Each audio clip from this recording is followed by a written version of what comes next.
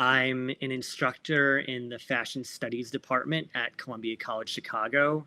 I teach trend spotting classes, fashion design principles classes, both of which tend to focus on responsibility, sustainability, as well as streetwear. A little bit more background on myself and why I'm invested in the concept of responsible fashion. I also design a clothing brand called All We Remember that focuses on natural biodegradable materials. It's gender neutral, made in the USA, actually in Chicago. So a little bit about the brand. And again, we don't identify as sustainable, but as responsible, and we'll talk a little bit more about those definitions. And so again, things that are important to me and to us are ethical production, people making fair wages, producing locally if possible, using biodegradable natural materials for lower environmental impact, and being as inclusive as we can in terms of gender and body. Which is something that is still a work in progress for us. Something that I'm going to share very quickly. I know it's really just a few of us, but I do not believe really in safe spaces. Something that I've sort of adopted is the idea of a courageous space, which I am borrowing from CROAR, Chicago Regional Organizing for Anti-Racism. And what that means is stepping into a space where we are abiding by these different tenets, including affirming inherent worth so that all of us here have value just because we exist, taking responsibility for our words and for our actions, listening to understand, making room for diverse voices, embracing ambiguity, which means doing away with either or thinking and instead embracing both and, meaning multiple ideas can be validated at the same time, for example, and then preserving the integrity of stories. So does anyone have any questions regarding that before we get started? Okay, great. No. And sorry, is it Lachey? Yes. Okay, great. Well, the cool thing is there aren't a lot of us. You can really jump in at any time if you have questions as I'm presenting, and if there's anything in particular that you are curious about or want us to focus on as we're moving through the concept of responsible fashion, please just jump in. And if other people don't join, it means that I can kind of tailor this discussion to your interests. Does that sound good to you? It does. Thank you so much. Oh yeah, of course. So, and actually, since it is just the three of us, do you have what's your sort of baseline knowledge in responsible fashion, and also what brings you to the session today? So, being a school clerk, I heard that you mentioned about Columbia. So, I was a fine arts teacher for a Columbia program that came to our school for the last 5 years. I've been a fine arts teacher for the after school program. But when it comes to fashion, that was the eye catcher for me. So, any thing that involves fashion, I feel like being around students, that's the first thing that they look for. Yes, we can create our own way around fashion, but even if it's the seams of clothing that I match, I'm always trying to match clothing. And the students are like, why are you so matchy, Miss Kimbrough? But that's what I like and that's what I enjoy. And I never thought it was so much to fashion. And even when you was talking about a safe space and communicating with understanding. That is the bomb because my communication with my principal was that same thing a few days back. So, yes, I'm just here for it all when it comes to being responsible in fashion. Things that I didn't know, I look to pick up those things. Well, thank you for joining. It sounds like I'm sure there are going to be things that I'll learn from you. That's one of the things that I love about learning environments is that there's always an exchange of ideas. Were you, if you don't mind me asking, were you teaching for the community schools program? Yes, That's CIS, yes. I actually worked for the community schools program for a number of years as a site coordinator and as a teaching artist as well. Okay. So I That's was so funny. mainly at Carl Schurz High School. Okay, and I'm at Crown. Okay, awesome. Yeah, it's a wonderful program. Okay, well, yeah, again, just interrupt me at any time. I'm wondering almost if we may want to diverge at points to sort of talk about um, clothing and communicating through clothing. And I can't remember, Crown is high school, right? It's a great school. Oh, it is a grade school. Okay. Yes. Okay. So, but yeah, there's so much communicating that we do through clothing, and especially with kids. So, but I'll jump into the main presentation and we can go from there. You got it. Thank you.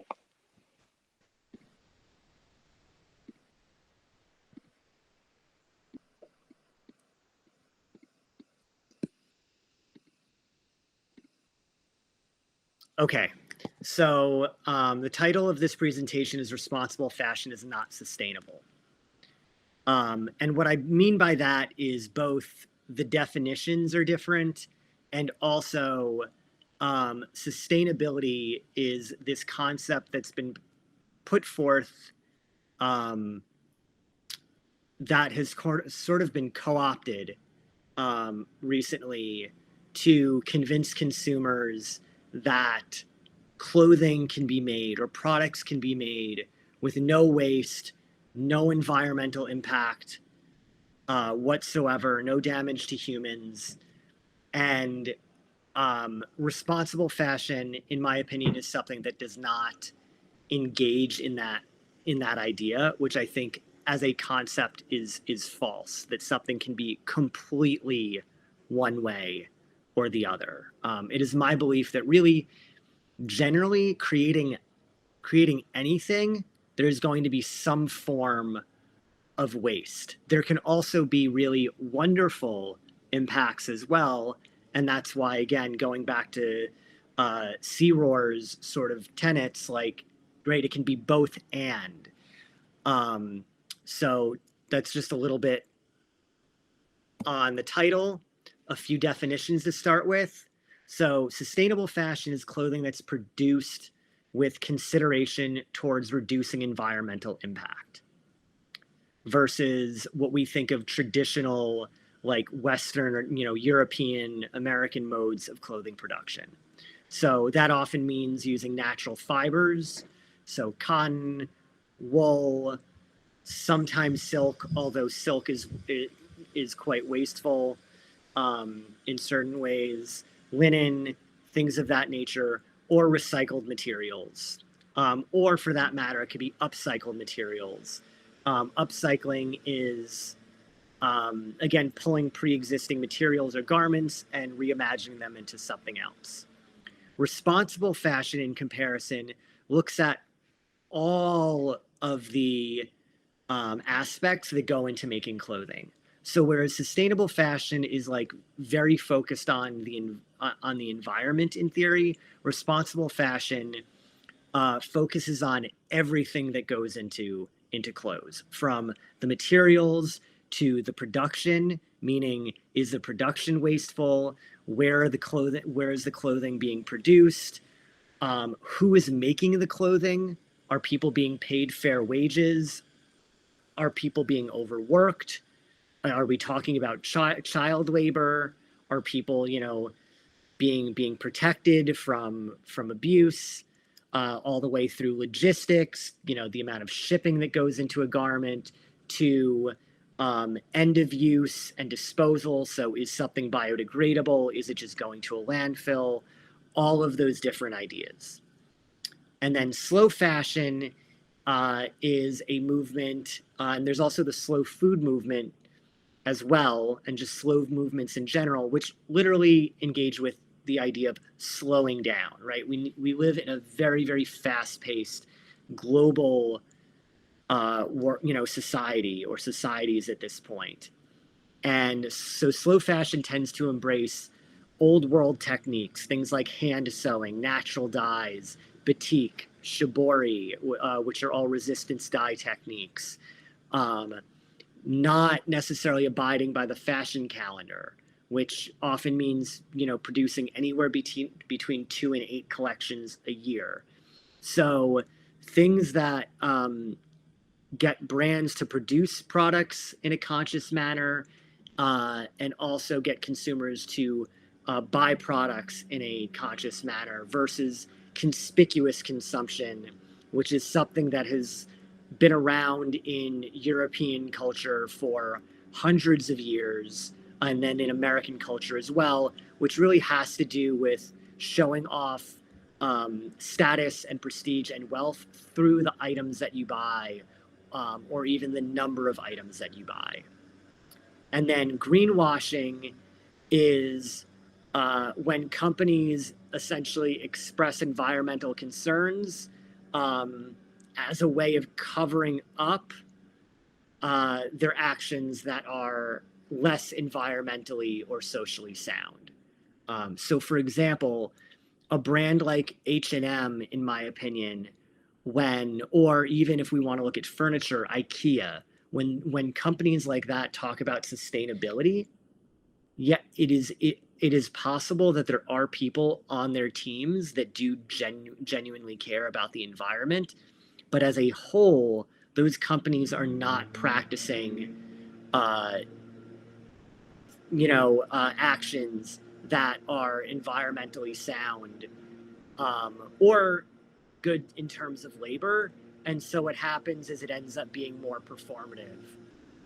Also, I'm very sorry if you're getting background noise. Someone has decided to leaf blow outside my building very loudly. So, handful of statistics in terms of why responsible fashion matters. As you can see, according to these statistics, which are links, and I'm happy to share that information after this presentation, tons of clothing ends up in incinerators or landfills. The fashion industry is responsible for a significant portion of greenhouse gases. Also, in terms of clothing ending up in landfills, wealthier countries, including the US, also have a history of shipping tons and tons of clothing that is not being used to other countries, and thereby sort of creating these massive, almost clothing dumps, and also in doing so, hurting local manufacturers and craftspeople, because of the ways in which people have bought into the status of the United States and the way in which we export culture. And so someone might end up wanting to have, a Nike t-shirt versus something that's been made locally, even though that item that is made locally may have been made in a more ethical and responsible and environmentally sound manner, and also may have more cultural meaning and more beauty. So that's another issue that happens as well. There are tons of chemical compounds from the fashion industry that go into water sources, among other places. Another issue is there are tons of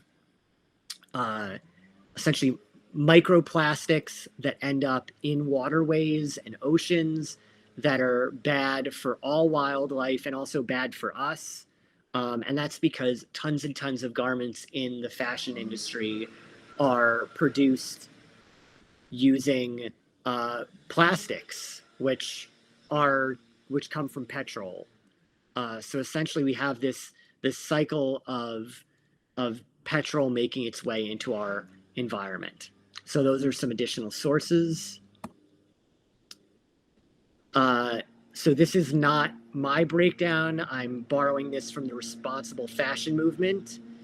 So different impacts that go into responsible fashion, right? You can see these are the basics. And then on the next slide, I'll get a little bit more in depth. I've talked about some of these already. So we have design, impact, community craft, fabric, production, logistics, retail, consumption, and disposal. So these are the 8 impacts with revisions that I've incorporated. So design, right? There are many different considerations that can go into the fashion design process. Sometimes it's purely aesthetic. This is why you'll get garments that have, faux pockets, which unfortunately is something that tends to be common in women's wear. There are also functional considerations, allowing people to move easily in clothing, designing something that's ergonomic, incorporating utility, so giving people ways to store different items. So when we're looking at responsible fashion, it's also thinking about how long is something going to last? Does it function in multiple environments? Does it function for multiple seasons? Does it fit various genders and bodies and lifestyles? There's also how much waste does it create during the design process? So there are different ways to pattern garments or to manufacture garments that create less waste. Something that's been common in traditional Japanese design is zero waste patterns. So where essentially every piece of a fabric is incorporated into the garment. So then we have community and craft. So, and that's again, it may mean engaging with traditional manufacturing techniques.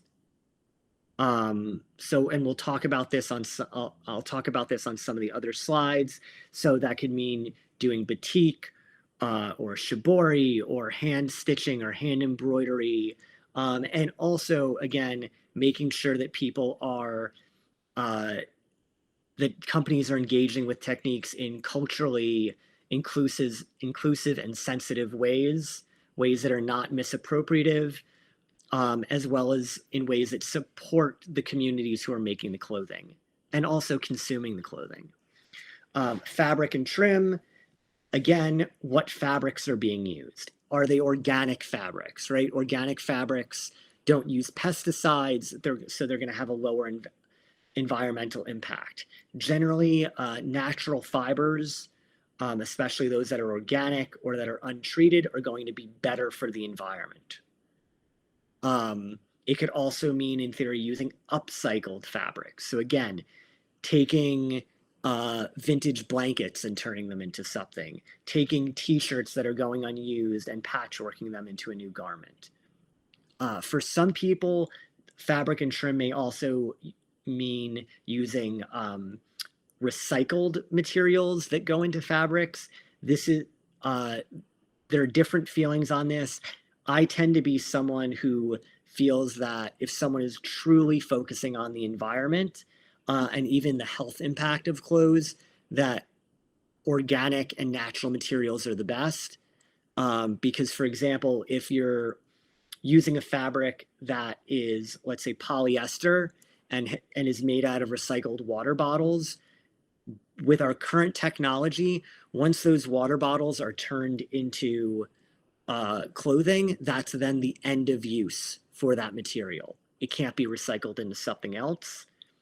Whereas in theory, those water bottles can be continued to be recycled if they stay water bottles. And in addition, I would argue that as a society, we should be moving away from plastics, period. So I think that giving people sort of the idea that, oh, that just because this is recycled is good, ends up being quite problematic.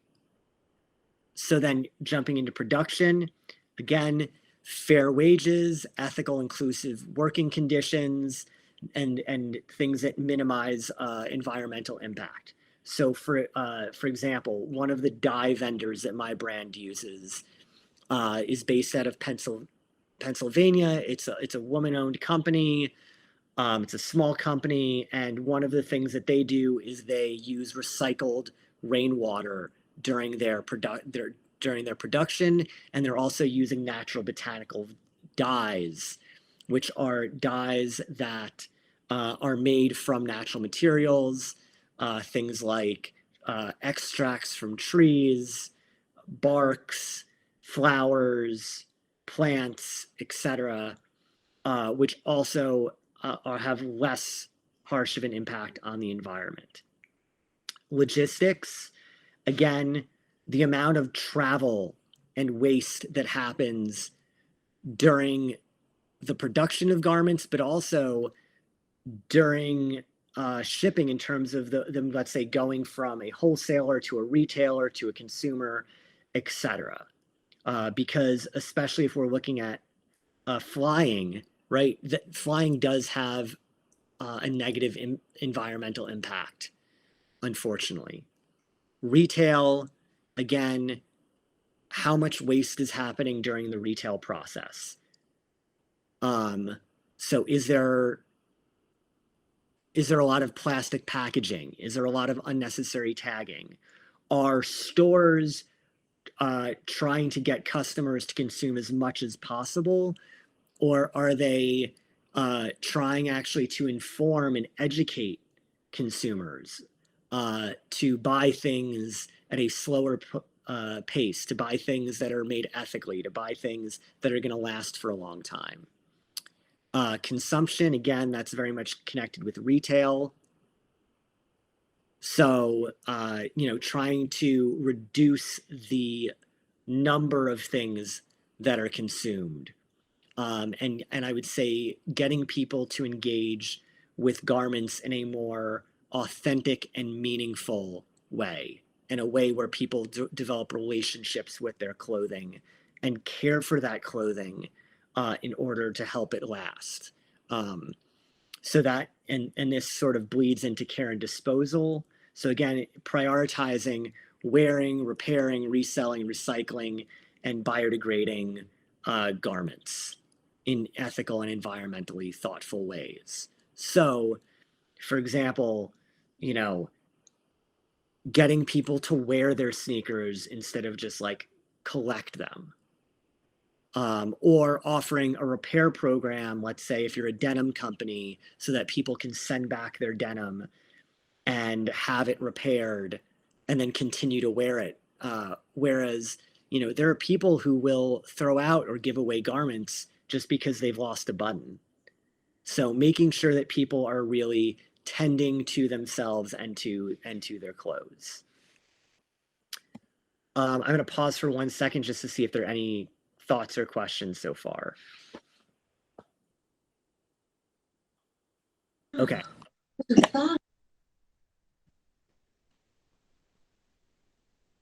Oh, I'm sorry. Are there any questions?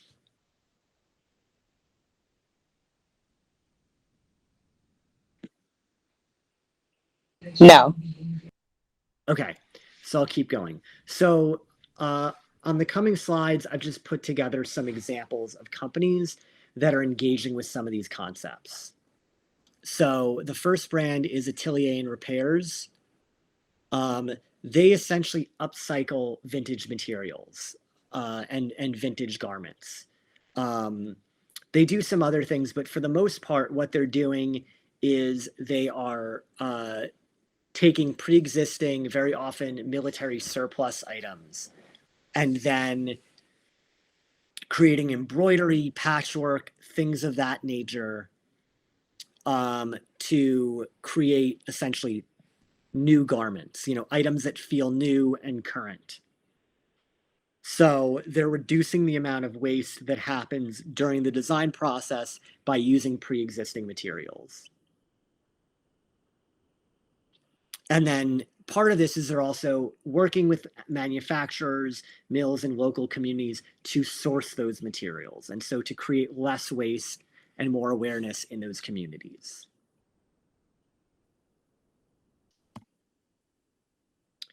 So then if we're looking at community and craft, we have two examples. 18 East partners with traditional craftspeople in India and very much intentionally highlights those techniques. So one of the main techniques that they do is block printing on a wide range of their garments. They'll also use hand-woven fabrics. So block printing is essentially where what it sounds like, when someone is taking a block, using that block to then print directly on a plain fabric. And then very often what happens is someone does one color at a time. So they'll do layer over layer over layer. And 18 East, communicates this technique to their consumers and also sort of shows how this process takes place. There's also the brand Post Imperial, which, as you can tell by the name, is engaging with, sort of post-imperialistic concepts and the history of imperialism, in particular in African nations, and especially including Nigeria. The designer Nini is Nigerian American. And so what he does is he'll combine American or Western styles with traditional Nigerian craft-based techniques. One of which is a hand dyeing process that involves resist dyeing. Resist dyeing is something that's really interesting. It's actually occurred independently in a variety of different cultures over the course of history, and is similar in terms of natural dyeing, indigo dyeing, which has been around. Natural indigo dyeing has been around for over 6,000 years. And it really just means either binding or sometimes using wax, doing something to manipulate a fabric so that then when you dye it, you end up with a pattern.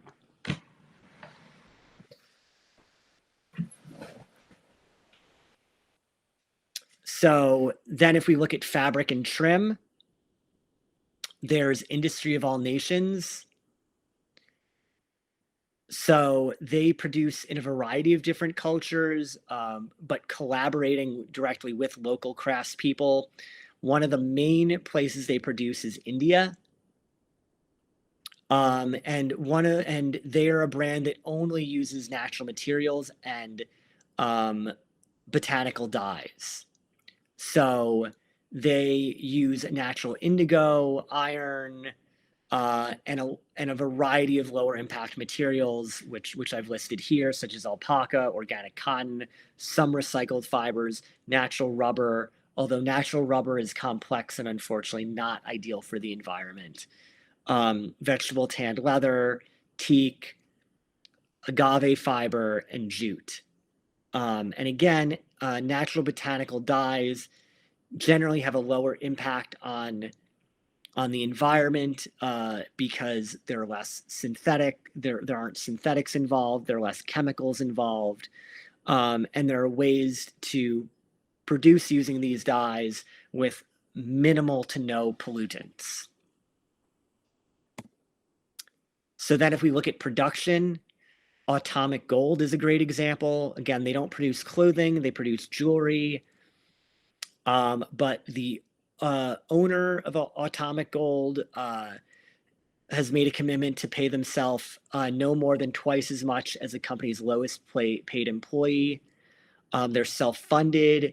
They produce all of their jewelry in New York City, and they only use reclaimed gold because unfortunately gold mining is very, very unethical in most instances. And then they also have inclusive hiring practices and a very, very diverse team. Logistics. Reformation, in my opinion, is a complicated company because I think there are things that they do that I would say are maybe a bit irresponsible. in the fact that they produce a lot of different styles. And I do think that they try to get consumers to buy quite a number of products. At the same time, they do tend to use more environmentally friendly materials. And in terms of logistics, they use recycled paper clothing hangers, reusable tote bags, as well as recycled and biodegradable bags that break down in landfills. Retail, we've two examples here, Noah and Pierre Moss. So both of these companies are very, very politically outspoken. Noah, especially in terms of the environment. So they're a member of 1% for the Planet, where they donate 1% of, I can't remember if it's their sales or their profits, to environmental causes. And they've also been outspoken in terms of a number of political causes in terms of BLM and fighting against white supremacy, to the impact of plastic on our oceans and the health of humans as well. Kirby Jean Raymond is someone who has been unbelievably politically outspoken since he founded his brand Pierre Moss. He did a collection that engaged with the impact of police brutality on people of color, in particular Black Americans, and did actually reach out to the family. From what I remember, did actually collaborate with the families of Eric Garner and Michael Brown. So this was not something that was purely performative. Kirby Jean Raymond is also a Black American, so this is something where he's very much coming from experience. He also did a couture show now about a year or two ago, which highlighted Black American inventors, and all of the designs were inspired by those inventions and showcased those inventions. So he's someone who has been very, very active in terms of social justice, especially when it comes to fighting white supremacy and creating awareness. And then also more recently has created a platform with the idea of empowering designers and innovators. Then if we're looking at consumption, Story Manufacturing is a great example. So they do a number of things. In many ways, I would say they're one of the brands that is the closest to sort of fulfilling all of these tenets, along with Industry of All Nations. But they use ethical fair wage production, with the colors of nature in Auroville, India, non-toxic dyes. They try to make highly functional garments that work for a variety of genders. And then also when it comes to sort of ideas of consumption, they publish essays on how their clothing ages and what goes into the craft and the cost of making their garments. And so something that they do that actually my brand tries to do as well is inform customers that items that are made with natural organic materials and botanical dyes are not going to wear and age in the same ways as synthetic garments. What that means is very often that things that are made naturally are going to fade more quickly. They may sometimes discharge or bleed color onto other fabrics, because very often naturally botanically dyed items are not as color fast. Things may smell like the dye that was used to dye them. So for example, natural indigo items have a very specific smell to them. And then they also inform their customers about, again, all of the techniques. So they do a lot of hand embroidery, for example, or some of their items are hand crocheted, and they inform their customers on all of that. If we're looking at care and disposal, a great example is Everybody World. So a big part of their brand is actually using upcycled fibers to produce their collection, which is called their trash collection.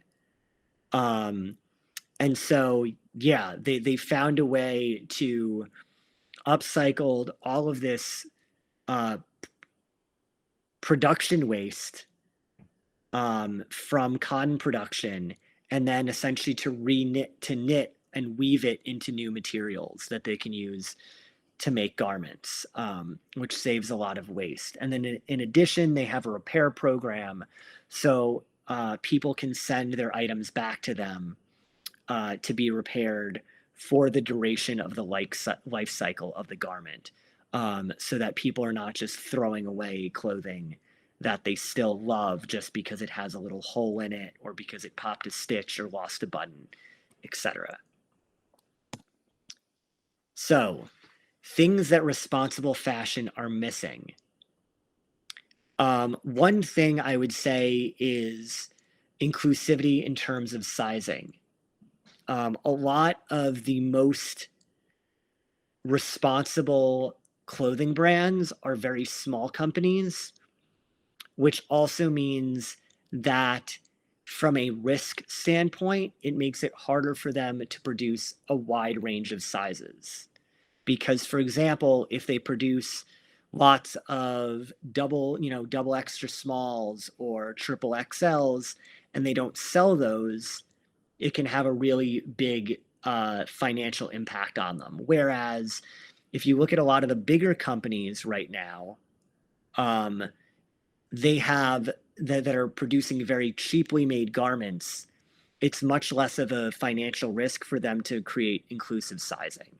So that is something that I think there needs to be more of as a whole in responsible fashion. Um, In addition, I would say that there are not enough responsible fashion brands that are making inclusive clothing when it comes to ability. Um, I would say that this is an also challenging intersection because sometimes things that are inclusive when it comes to ability are not necessarily the most uh, environmentally friendly.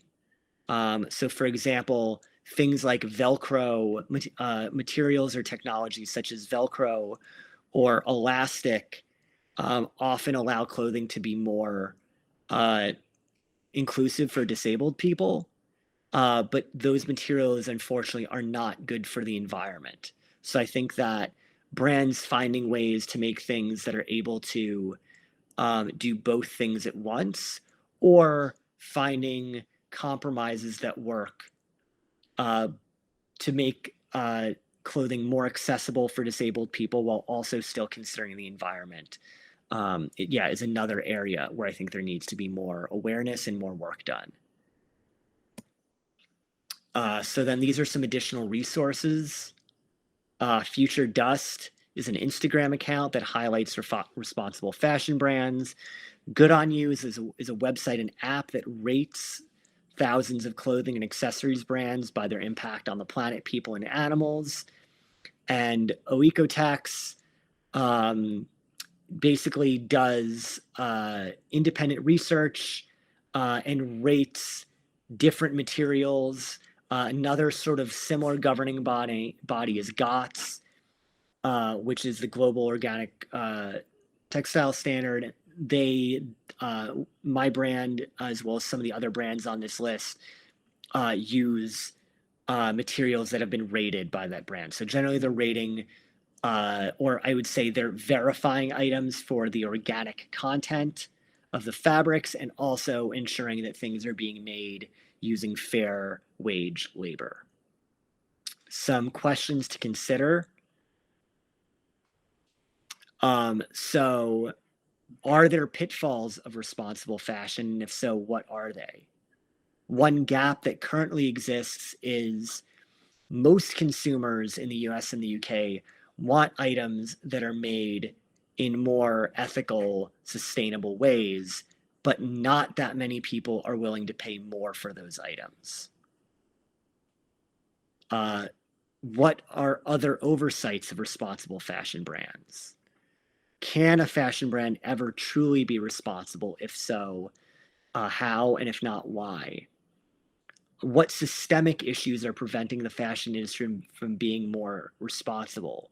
So, unfortunately, the fashion industry is not separate from other systems of oppression. So, of course, that means that white supremacy, patriarchy, the prison and industrial complex, all of these other systems of oppression impact and inform the fashion industry. What power do we as consumers have to create a more responsible and or equitable fashion industry?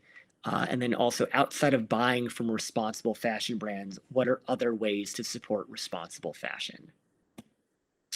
So that is the end of the presentation.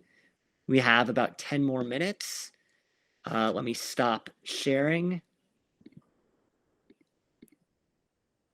So yeah, I'll open the floor for any thoughts or questions for the remaining time. Well, first and foremost, I'd like to thank you for your presentation. There's a lot of things that I did not know when it came to different consumers. One of the things that you mentioned about the plastic.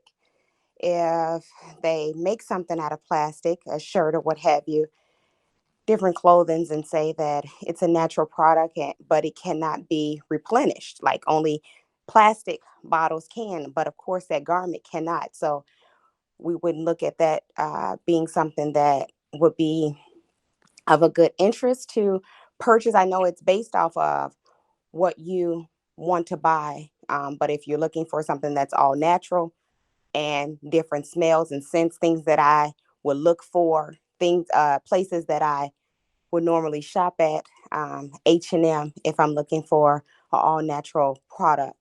Just making me aware. I think it was very informative, and thank you so much. Of course, thank you for being here. Yeah, I think unfortunately, in terms of greenwashing, a lot of companies, especially the larger companies that have really big marketing budgets, do things to convince consumers to shop with them, even if they're not the most ethical choice. And I say this as someone who is not, I don't exist outside of the system either. And I'm actually a reformed sneakerhead, which I was a sneakerhead probably for about 10 years from the age of like maybe 13 or 14 to 23, 24. Um, and, for example, a company like Nike will put a lot of effort into advertising using recycled materials, but then they don't talk about the fact that um, so many of their items are produced in sweatshops, or the fact that they're encouraging conspicuous consumption by producing so many different styles and limited edition products that essentially have false scarcity, items that they could produce a lot of but they're choosing intentionally not to, in order to drive hype and demand. um, I think the challenge is that we also communicate through things through our clothing, and that clothing often does come with social capital. So wearing a really beautiful suit for a job interview might make a difference for someone, or having the latest pair of Jordans might actually make someone feel better and help them in terms of how they exist in their community or with their friends. Also, another factor that goes into this is clothing that is made responsibly, especially if it's made locally in the US, is very, very, very expensive. And most of us cannot afford to buy lots of clothing like that. So I think it also involves, fighting for things like a higher minimum wage, or, universal guaranteed income or universal health care, universal paid parental leave, things that then allow people to actually have some form of disposable income that they can use to buy things that are made in more ethical, equitable, and environmentally sound ways. Exactly. Well, thank you so much. I have to log on to another class, but I look forward to hearing these sessions again in the future if it ever comes up. And thank you for all that you do. Yeah, thank you, Lachey. I hope you have a great summer, and it was lovely meeting you.